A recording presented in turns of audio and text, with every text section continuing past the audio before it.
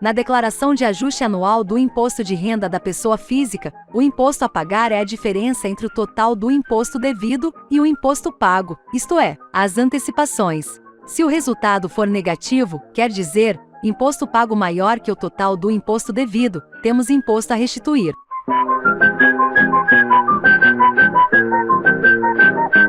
Vamos começar pela antecipação mais antiga, que é o imposto retido na fonte.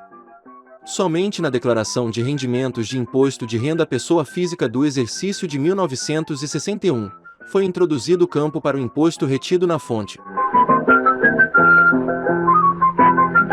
O imposto retido na fonte do trabalho assalariado foi introduzido pela Lei nº 2.354, de 29 de novembro de 1954. Como vimos no episódio 3 desta série, nos primeiros anos, a regra era só descontar na fonte quem não era obrigado a apresentar declaração. No início da década de 1960, as instruções mudaram, e foi aberto o leque dos contribuintes sujeitos ao imposto retido na fonte. Com o advento da Lei nº 4.506, de 30 de novembro de 1964, o imposto de renda descontado na fonte foi expandido para os rendimentos de autônomos e aluguéis.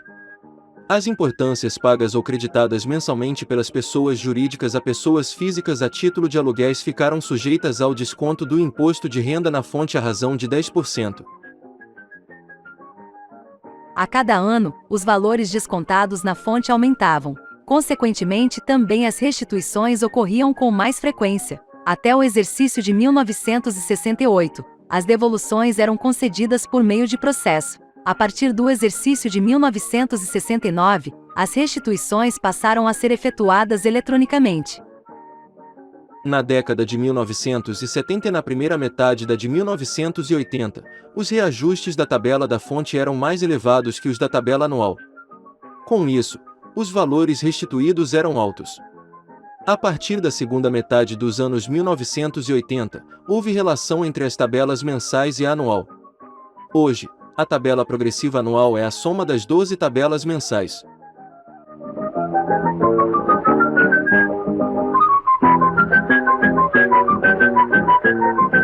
O recolhimento antecipado obrigatório foi instituído por meio do Decreto-Lei nº 1705, de 23 de outubro de 1979, que dispôs sobre a obrigatoriedade de recolhimento antecipado pelas pessoas físicas que recebessem de outra pessoa física rendimentos decorrentes do exercício, sem vínculo empregatício, de profissão legalmente regulamentada, bem como os decorrentes de locação, sublocação, arrendamento e subarrendamento de imóveis. Inicialmente, a antecipação do imposto era efetivada em 4 parcelas, nos meses de abril, julho, outubro e janeiro, calculadas mediante aplicação da alíquota de 10% sobre os montantes dos rendimentos brutos percebidos no trimestre encerrado no mês imediatamente anterior. Hoje, a apuração é mensal. As antecipações eram compensadas com o imposto devido na declaração do exercício correspondente ao ano base da percepção dos rendimentos. Mas, por que o nome Carnê-Leão? Antes, precisamos explicar como surgiu o leão. Nas décadas de 1970 e 1980, a Receita Federal dispunha de verba para a campanha institucional. Na Receita, o grande usuário dessa verba era o Programa Imposto de Renda, que divulgava para os contribuintes informações básicas, como quem estava obrigado a declarar, prazo e locais de entrega da declaração, modelos de formulário, comprovante de rendimentos, entrega de manual e de formulários. No final de 1979, a agência de propaganda contratada pela Secretaria da Receita Federal preparava a campanha institucional para divulgar o programa Imposto de Renda do Exercício de 1980, quando foi sugerido o leão como símbolo do programa. De início, a ideia teve reações diversas, mas, mesmo assim, a campanha foi lançada.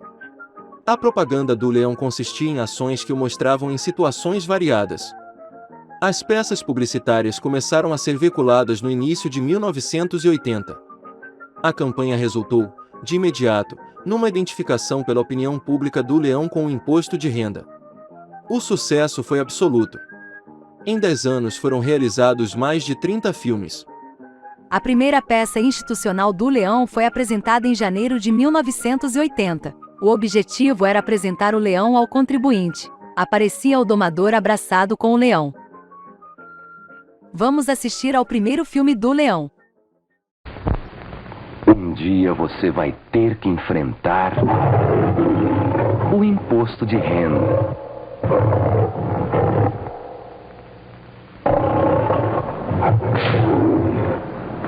Mas não precisa ter medo. Ninguém quer te arrancar um pedaço. Guarde os seus comprovantes de despesas, de investimentos e de retenção na fonte. Em fevereiro, você recebe o manual de instruções e os formulários.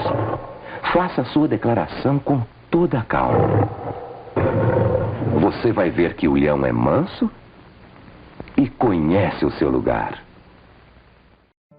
Embora a Receita Federal não use mais a figura do leão, a imagem do símbolo ficou guardada na mente dos contribuintes, numa das mais bem-sucedidas peças publicitárias da mídia brasileira. O recolhimento antecipado obrigatório começou a ser cobrado justamente quando foram veiculadas as primeiras propagandas do leão. O recolhimento começaria em abril de 1980 e a Receita Federal precisava fazer uma campanha publicitária para lembrar ao contribuinte de sua nova obrigação trimestral. Para divulgar o recolhimento antecipado, foi decidido enviar aos prováveis contribuintes um folheto explicando os procedimentos para o cálculo e pagamento. Considerando que o recolhimento era trimestral, foi lembrado que se assemelhava a um carnê, pois era pago, digamos assim, em 4 prestações anuais, como um carnê. Paralelamente, o símbolo do leão acabava de ser lançado e com ampla aceitação. Daí, a denominação carnê-leão, que foi logo assimilada, e assim ficou conhecido o recolhimento obrigatório.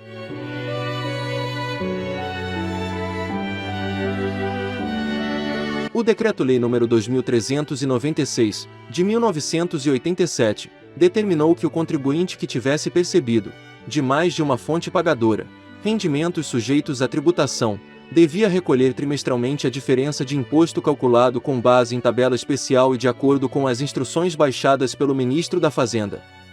O recolhimento devia ser efetuado até o último dia dos meses de abril, julho e outubro do ano base.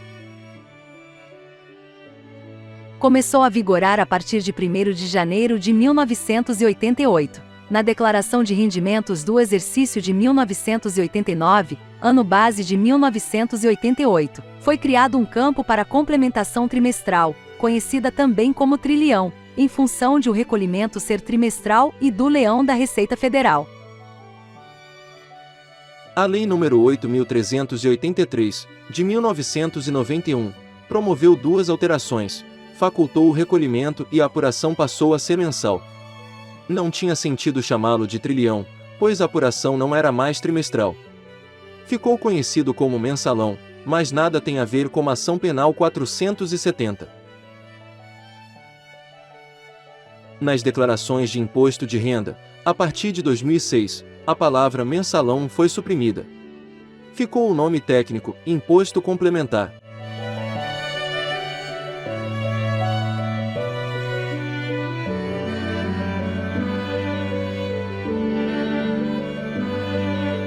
A primeira declaração de imposto de renda à pessoa física, que incluiu uma linha para o contribuinte informar o imposto pago no exterior e compensar com o imposto devido, foi a do exercício de 1990, ano base de 1989. Entretanto, a compensação já era aceita há alguns anos, mas não podia ser pleiteada por meios eletrônicos.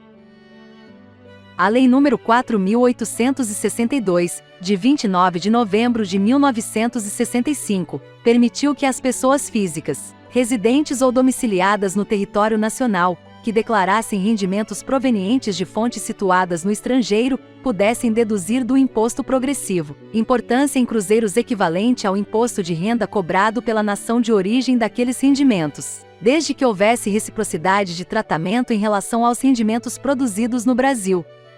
No exercício de 2022, ano calendário de 2021, ainda tivemos como antecipação o imposto retido na fonte, de acordo com a Lei nº 11.033 de 2004, e imposto retido de rendimentos recebidos acumuladamente.